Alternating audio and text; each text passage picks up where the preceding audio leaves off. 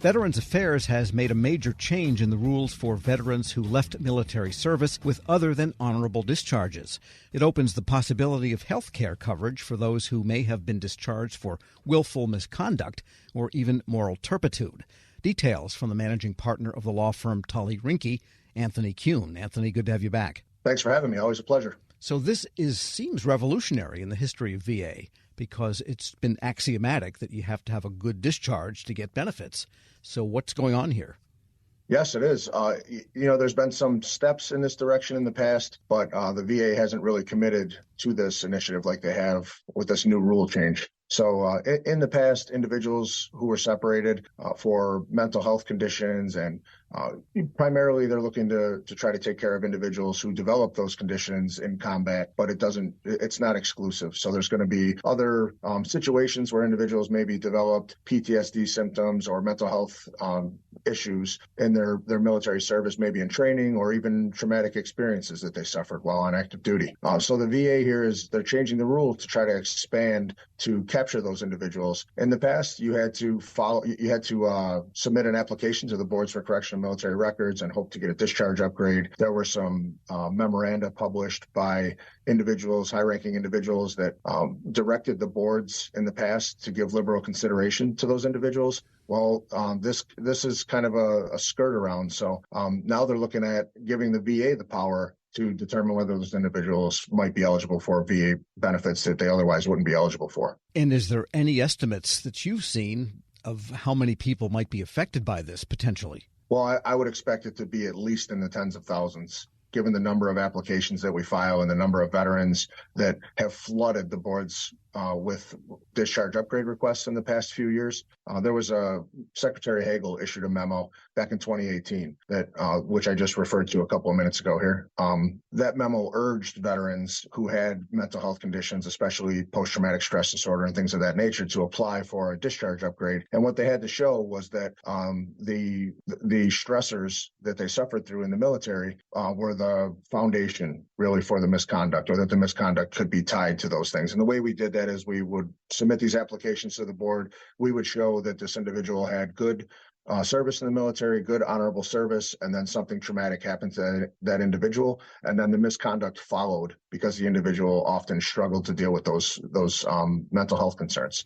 So again, now the VA is saying that you can do that. You can still get your discharge upgrade. You can still file with the boards for correction of military records, which are unrelated to the VA.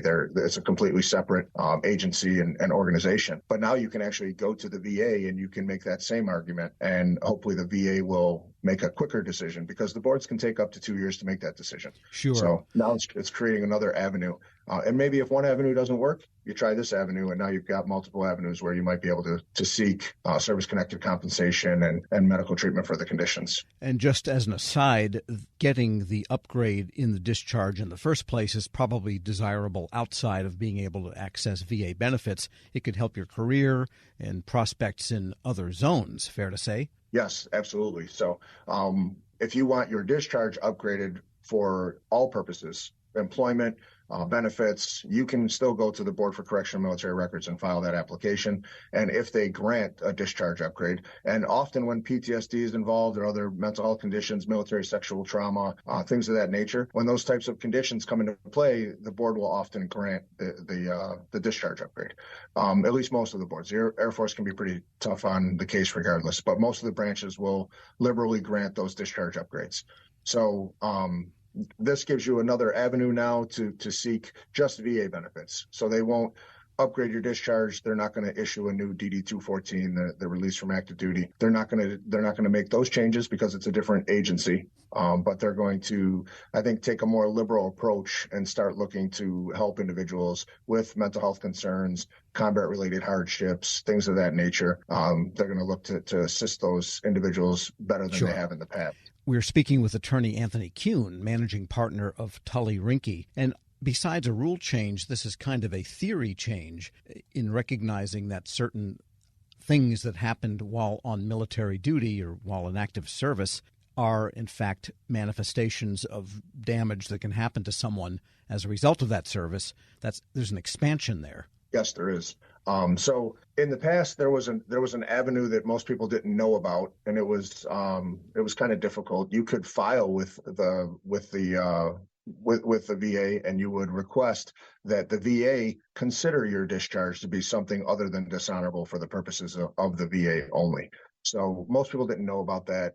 It's very rare that veterans figure that out and are able to accomplish that. We've done that here, but most veterans aren't aware of that. In fact, I did it with a Korean War veteran who had fought, I think, 40 years to try to establish his claim, and nobody was ever able to establish his claim. And the way that we were able to establish his claim is that I actually filed his Board for Correction of Military Records application, and at the same time, I filed with the VA for them to consider his discharge to be something other than dishonorable. And in those arguments, I included all of the evidence that this individual had actually been shot in combat.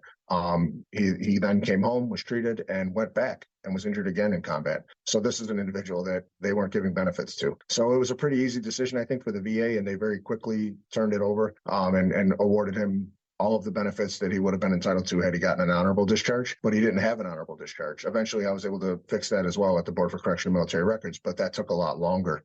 So now this process should speed that up. It gives us another avenue to try to get veterans the benefits that they should be entitled to, because nobody should get shot in combat and have to fight for 40 years to establish VA benefits. Even with this new process, though, the veteran is still subject to the discretion of a VA judging official. They will be. So what they're going to look for is cognitive impairments, mental health concerns, combat-related hardships, things of that nature. So individuals are going to still have to meet that burden and establish that those conditions exist in order to qualify for VA benefits. But it should be a much quicker, much easier process than filing through the Board for Correction of Military Records and, for example, having to prove that there was an error or injustice in the way that the individual was separated. And in general, it's sometimes surprising how little recent veterans, or maybe not so recent veterans, are aware of all of the services that is available to them from VA. I mean, it's just, that's the way the world works. And for those that have a less than honorable discharge, they might have figured, well, that's the end of me in VA. See you later, Charlie. How does the word get out to people that they have a chance now perhaps to have that upgrade or to get those benefits despite the discharge status they do have? Yeah, that's exactly right. There are so many individuals out there that don't even really understand the definition of veteran because it's different everywhere you go. So some organizations will help veterans, but they define veteran differently than the VA. For me, I want to give someone credit for going to basic training and making it through and serving in the military, regardless of what happened that ended their military career. To me, that's a veteran. But the VA disagrees. The VA says that a veteran is someone with an honorable discharge. So there are questions about who are veterans and who's going to obtain these benefits. So, I mean, it starts there, and it's going to work through the VA to decide who they want to issue these benefits to, because some of these people are going to run into the issue of whether they're actually a veteran.